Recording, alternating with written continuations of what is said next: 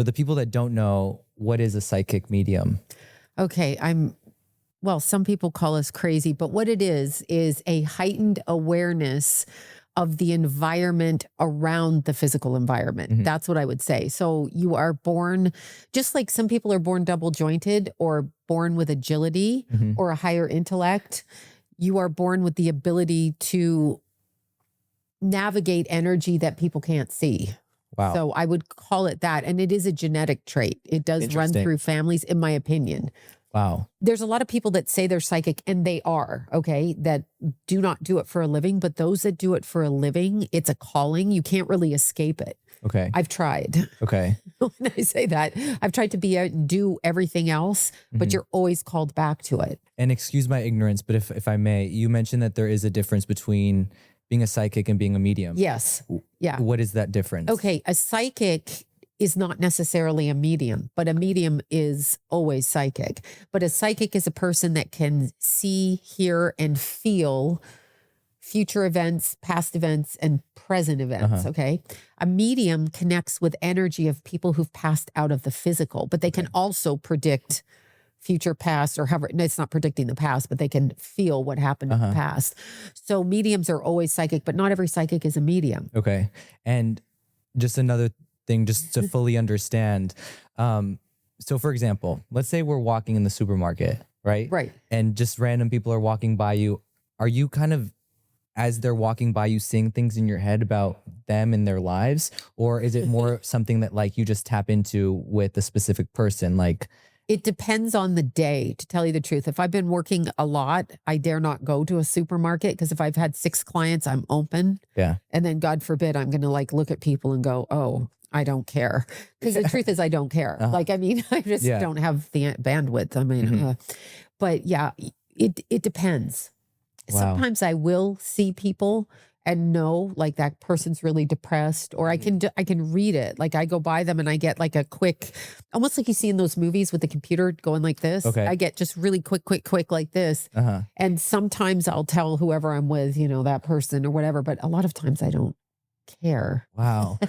Just because I'm in a hurry going wherever, and I'm like, I've got to think about whatever. Do any of those, I want to call them visions, but do, you know, sometimes you said that you could see future events, sometimes past events. Yeah. Sometimes looking at the future events, does that ever scare you? Well, you're bringing, I don't know. I mean, I've seen a lot. You have to, how do I put this?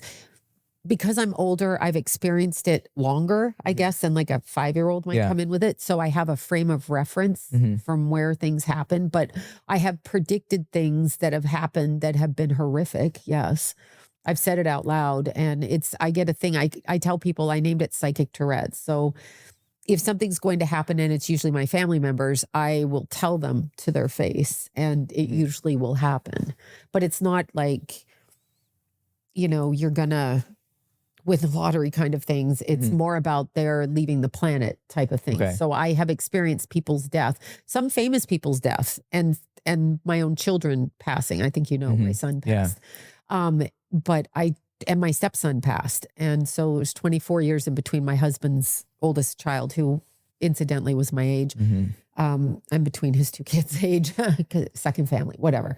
But anyway, when my first experience, really strong experience, was when I got pregnant with my youngest son, Keithy, and I heard the words, "One's coming, one's going." And I only had 3-year-old Jason, and then my belly, right? I wasn't even sure I was pregnant. Like, I'm talking on the day I got pregnant, I heard the words. So I looked on a calendar and I'm like, when would this baby be born if I got pregnant? And he would have been born in December. Well, his older brother was December. So then that's how I correlated that one comes and one goes by birthday. Jason's a July birthday, so no. And Jimmy was a December. Anyway, as the pregnancy grew, it drove me insane, because I'm like, maybe I'm off. And I thought when Keith was born, then his brother would die, but it didn't happen like that. So I was safe for a couple of months. And then I heard Halloween. So I talked to my stepson. This is actually really true. I called him, went to his work, which he was working with my husband. And I said to him, "You're going to die. How do you want me to bury you?" Like I literally just like this. Give me chills. Yeah. He thought I was crazy, of course, and he did, because he also knew me on a private level, Right. and he would see me be crazy in different ways, because I was always so jealous of his dad. So and he'd just laugh at me. Like, what are you saying? Yeah. And I was just like 21 or 2 at the time. So I was crazy. But at that time, I was closer to 30, and obviously because I was having my second child, but I told him that. And I remember him like laughing at me, but he told me he wanted a traditional burial.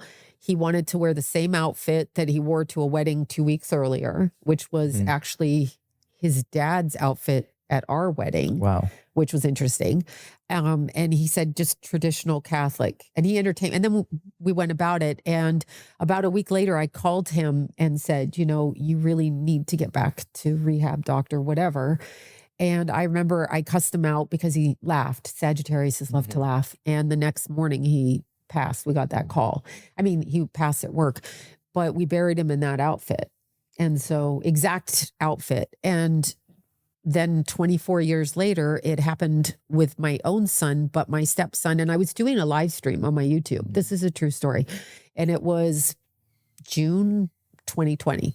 And I saw my stepson step in front of me. I had a very good connection with him on the other side. Some people you don't, like my mother never came to me. Yeah.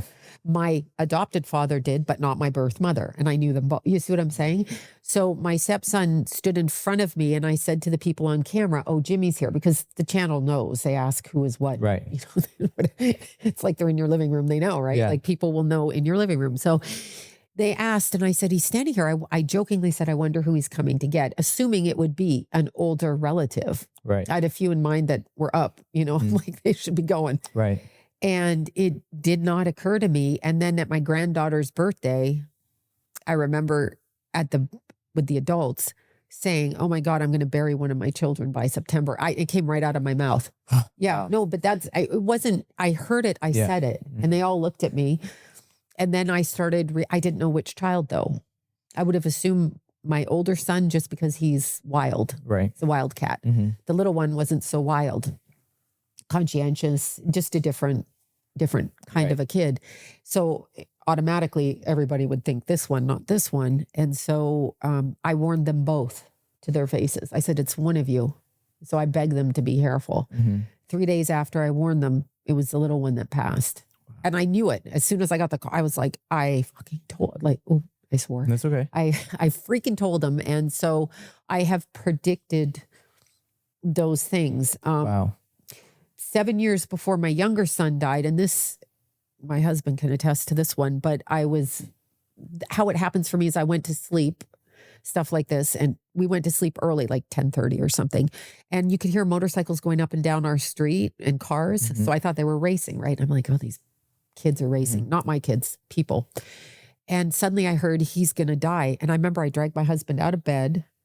Like seriously, it was 10:50. And I drove around the corner, parked the car, and watched a kid die on a motorcycle right in front of me. Like actually sat there before he came down the street and hit a car. And that was 7 years. I think that was 2012 when that happened. Wow. And watched that. Was there. I saw him step out of his body. Paramedics were still working on him. See, the body lives and the soul is already outside. So we do not hurt when we die. We hurt when we come back in. Like if you were to live through that, that's when you're going to feel the pain. Wow. From my experience.